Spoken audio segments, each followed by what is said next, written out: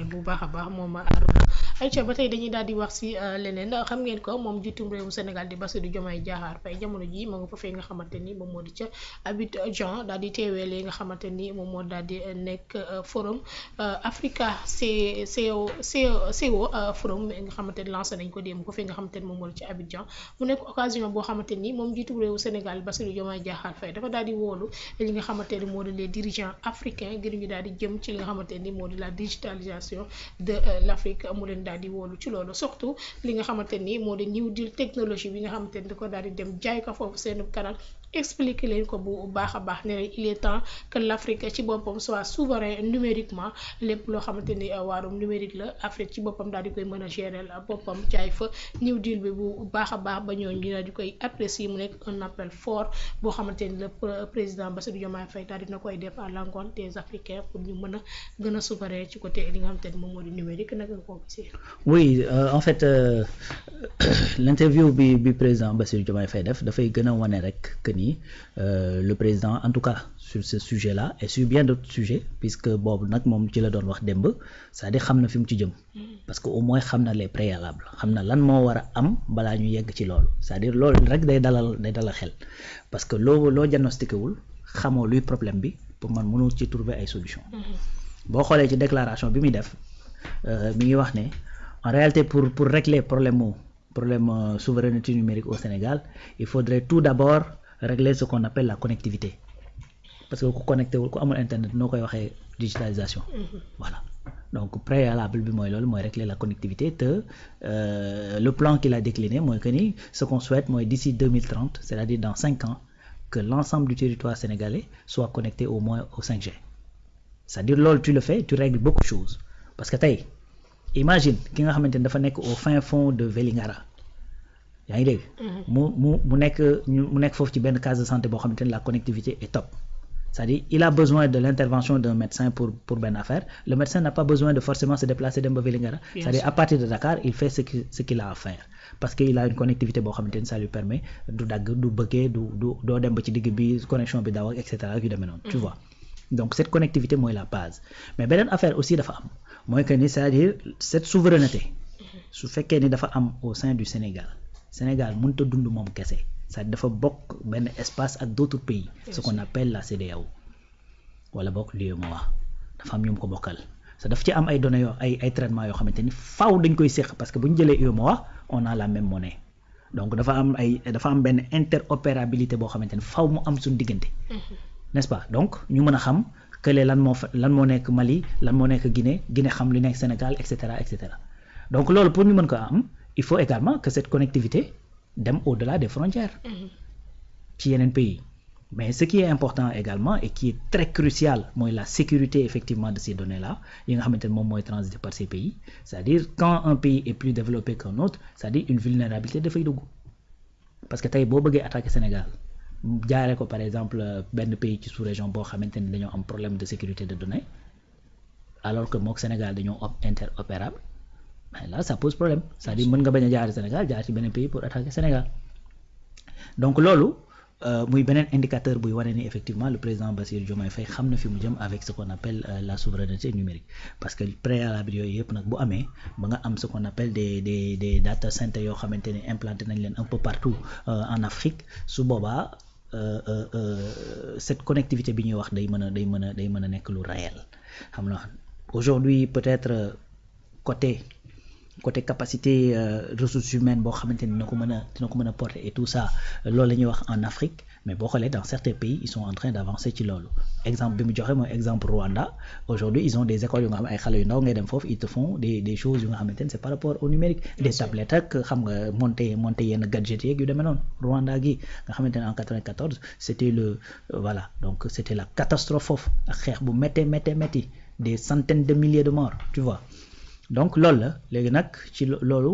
processus bi nag li ci jiitu mooy connectivité bu doy foo mënti nekk ci réew mi nga mën a am connexion bu doy mën a accéder effectivement aux différentes applications yi nga xamante ni defar nañ ko 2 ñu mën a interconnecter les différents pays yi nga xamante ni ñoo ci nekk en sécurisant effectivement ñoom ñëpp parce que su boobaa les plateformes daanaka benn lay doon loolu nag li koy mën a porter mooy les organisations lu mel ni CEDEAO lu mel ni Union africaine lu mel ni UEMOA nga xam ne bu ko porter dina ko mën a tas ci pays yi nga xamante ni ñoo ko composé pour soo ko mën a wax effectivement souveraineté numérique en bien évidemment installant ce qu'on appelle les centres de données nga xamante ni di nga fa mën a transiter denc fa stocker fa effectivement données yu bari Sénégal am na ci benn donc loolu la c'est-à-dire c'est ça le processus parce que àddina bi moo toll foofu c'est-à-dire sans la connectivité sans la numérisation sans le digital c'est-à-dire lépp dafa yéex parce que tey ñu ngi toll ci intelligence artificielle da ngay ñëw nga yor sa benn carnet di fa noter say dépenses la personne yor na benn téléphone am mi ngi fay noter ay dépenses am le temps que ngay defar facture di remplir feuille moom defar na facture am bu yónnee ko c'est-à-dire gain de temps plus tu gagnes du temps plus tu voilà ngay koy mën a investir ci leneen tu vois donc c'est ça parce que tout ça nag li muy jariñ rek mooy fexe ba nga xamante ni temps bi ngay passer pour faire une tâche temps boobu dina wàññeeku nga mën ko passer à autre chose donc yokk sa productivité c'est tout loolu mooy njariñu digitalisation outil pour mën a yokk sa productivité pour mën a effectivement wàññi sa ay coono pour mën a sécuriser sa bopp ainsi de suite voilà donc c'est tout maintenant on va attendre pour voir les résultats yi nga xamante ni New Deal bi moom lay loolu mais en réalité man ce que j'ai vu démb ci intervention au président Bassirou Diomaye Faye mooy voilà un homme qui sait où il va aller exactement voilà. et par quel moyen y aller. c'est ça. muy noonu sànq wax nga ko interconnectivité bi nga xamante ni war na am ci diggante li nga xamante moo di réew mais avant loolu kenn ku ci nekk dëkk bu ci nekk tamit am nga sa propre stratégie boo xamante ni mën nga ko développer ngir loolu noonu mën a am ampleur bu mu am sa réew comme fii nii ci Sénégal formation des jeunes vers li nga xamante ni moo di les métiers de numérique du numérique day nekk loo xamante ni tamit loolu primordial la parce que la plupart des jeunes fii nii ci Sénégal lijjantiwuñu sax côté boobu noonu les métiers littéraires yooyu nga xamante ni moom lay daal di indi moom la ñuy gën a focaliser wu que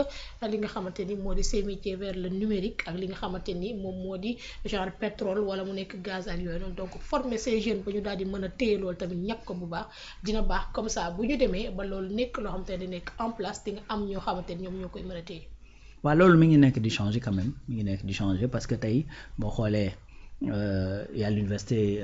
kii bi virtuelle du Sénégal nga xamante ni nii daanaka li ëpp li ñu fay jàngee c'est du numérique y a des écoles et des formations nouvelles yoo xamante ni def nañ ko ci les métiers des mines et du pétrole y a également les lycées techniques yi nga xamante ni ils sont implantés un peu partout pour changer kii bi disponibilité ressources humaines bi nga xamante ni dinañ mën a kii ci loolu mi ngi nekk di changer quand même et puis boo xoolee le conseil bi nga xamante ni teg nañ ko pour mu saytu li jëm ci wàllu numérique boo xoolee ay Sénégalais doo nga fa ne te ñoo ñëpp ay kàngam lañ ci seen domaine donc ce qui veut dire que ni sur ce plan là ñu ngi lool ñu ngi évoluer quand même ñu ngi évoluer léegi nag li desoon rek mooy amoon une volonté politique nag daanaka moom mooy lépp parce que en réalité tu peux avoir toutes les ressources du monde mën nga am effectivement toutes les opportunités wala tous les moyens qu'il faut mais quand il y a pas la volonté politique de faire après day jafe preuve bi li may joxe comme preuve mooy y avait un régime bu fi nekkoon effectivement bu mobiliser ay fonds yu baree ba tax ñu am une dette de 18 600 milliards boo xoolee tey agriculture tey dafa am ay jafe-jafe ba tey li ko waral mooy que ni la volonté politique de développement bi nga xamante ne moo fi nekkoon c'était orienté ailleurs c'est tout donc question de stratégie la question d'orientation question de volonté politique voilà léegi nag li ñu am Sénégal actuellement te mooy la nga xamante ni peut-être xawoon na fee manqué mooy cette volonté politique de commencer par les bases fexe agriculture bi dox doté ko de moyens après agriculture fexe effectivement industrialisation bi tàkkee ci loolu parce que bu agriculture doxee rek industrialisation day dox c'est-à-dire conséquence naturelle la parce que mënoo bay lu ëpp di ko sànni ci géej gi wala nga koy gas di suul forcément boo ko defee itam du wëy parce que tu vas te poser la question li may gas di suul wala ma koy sànni nan laa ko mën a def et puis immédiatement dafay am benn conséquence logique boo xamante ni mooy l'industrialisation tu vois donc beneen affaire mooy cette industrialisation mënoo ko porter baral ko mu gaaw su fekkee ni y a pas les ressources numériques qu'il faut tu vois donc te loolu yëpp nag li koy def mooy une ressource humaine c'est-à-dire ressources humaines boobu nag ñaari possibilité nga am ñaar y a pas 50 000 possibilités soit tu as chez toi ñu la mën a defal loolu soit da nga koy dem chercher ci biti ay étranger noonu donc la mën a demee boo ko cherché ci biti ay étranger sa productivité daf ci jouer parce que tu vas payer plus que ki nga xamante ni dafay liggéey biir réew. donc tey soo jëlee un chinois indi ko Sénégal doo ko fay li muy fay ko biir Chine. léegi le chinois bi des Chine di liggéey même liggéey que moom bu ñu paree ngeen am le même produit Chine moo lay gën a yombale toujours. donc ce qui veut dire que tu as l'obligation même su fekkee dans un premier temps da ngay jaar ci benn phase transitoire en passant par les autres en attendant que tes enfants puissent être formés te boo xoolee loolu le président wax démb parce que bi ñu ko laajee yow li ngay wax nii fan ngay jëlee ressource pour def ko est-ce que am nga ressource kii bi pour def ko effectivement li mu wax mooy ñi nga xamante ni ñoo nekk actuellement ci position yor ay sociétés yu mag lu mel ni Huawei lu mel ni les GAFAM c'est-à-dire on va passer par ñooñu c'est tout c'est-à-dire da ngay dem tu prends un Microsoft ou bien tu prends effectivement benn Huawei il vient et t'installe léegi nag su boobaa benn enjeu moo am est-ce qu'il va t'installer juste bàyyi la noonu wala est-ce qu'il va te mettre des choses yoo xamante ne après de loin day mën a xool say données wala boog da la koy def sous licence yoo xamante ni tant que ñoom ñëwuñu duñ ko mën a kii foofu la président Diomaye nag réglé problème boobu ci interview bi mi ngi koy wax maintenant effectivement bien que dañuy jël ñi nga xamante ni c'est des prestataires extérieurs yu ñëw liggéey mais ce qui est sûr mooy on va veiller à ce que la sécurisation soit effective te loolu pour mën ko permettre il y a des Sénégalais fii yoo xamante ni certes nekkuñu ñu bari mais ils sont des sachants ñoo xamante ne xam nañ lan mooy sécurité cybersécurité xam nañ ko bu baax a baax donc boo ñëwee fii ci réew mi buñ la liggéeyloo ba pare loo ci mënti def ils sont capables de le détecter tu vois donc foofu ngay tàmbalee le temps que say doomi réew nag di mën a pare seeni formation di mën a emmagasiner des connaissances ñi demoon ci biti dellu si parce que pays yi may wax nii tey va au Japon va en Chine ak nu mu ci mën di demee c'est-à-dire ce sont les expatriés yi génnoon Europe ñi Amérique ñoo dellu si waat avec beaucoup de connaissances boole kook effectivement seen tradition ak seen société ni nga xamante ne noonu la tënkoo muy ci yar gi ci teggin gi ci patriotisme bi bëgg sa réew et cetera ci seen langue nationale et tout ça et ils ont développé leur pays. Donc noonu la demee tey on va devoir miser sur les enfants yi nga xamante ni seeni profil de formation ñi ngi nekk di ko changer ndànk-ndànk parce que y a des lycées techniques et tout ça boole kook effectivement l'expertise extérieure fay leen ñu ñëw liggéeyal ñu en faisant benn transfert de compétences boole kook les fils et filles du Sénégal yi nga xamante ni ñi ngi nekk ci biti di fa jaay seeni expertise te nekk vraiment ñu xarañ exemple bu ndaw bu ma ci jël rek mooy prendre l'exemple de Jean-Michel xale bu ndaw la mais fa mu doon nekk di fa liggéey en France kilifa la fa woon régler fa ay benn robot boo xamante ni c'est-à-dire ils avaient des tâches yu ñu doon def yu métti et le robot est venu simplifier ko vite fait tak donc quand bu ñu ko récupérer indi ko fii ci Azer gis na résultats yi muy jur des Jean-Michel nag y en a d'autres yoo xamante ni ñu ngi ci biti noonu rek lay demee nag on va les prendre combiner leen avec l'expertise étrangère combiner leen effectivement ak xale yi nga xamante ni ñu ngi jàng di jóg parce que tey nag boo xoolee Sénégal bëri na concours yu ñu dem gagné ko bëri na de yoo xamante ni ci wàllu technologie la et tout ça donc salon de l'innovation bi ñu mujjee dem rek am nañ fa 4 médailles d'or. mu ngi noonu ayca ba tey ñu daal di continuer rek dem tamit wax ci beneen sujet boo xamante ni tamit jot nañ ko léegi moom mooy ki nga xamante ni moom ne Zahra Iyane Thiam mu def ab déclaration boo xamante ni nee na day daal di mettre en garde ñi nga xamante ni moom moo di le tandem Diomaye Sonko ngir li nga xamante ni moom moo daal di nekk ci dialogue bi nga xam ne ñu ngi koy daal di war a amal le 28 mai prochain moom mi nga xamante ni.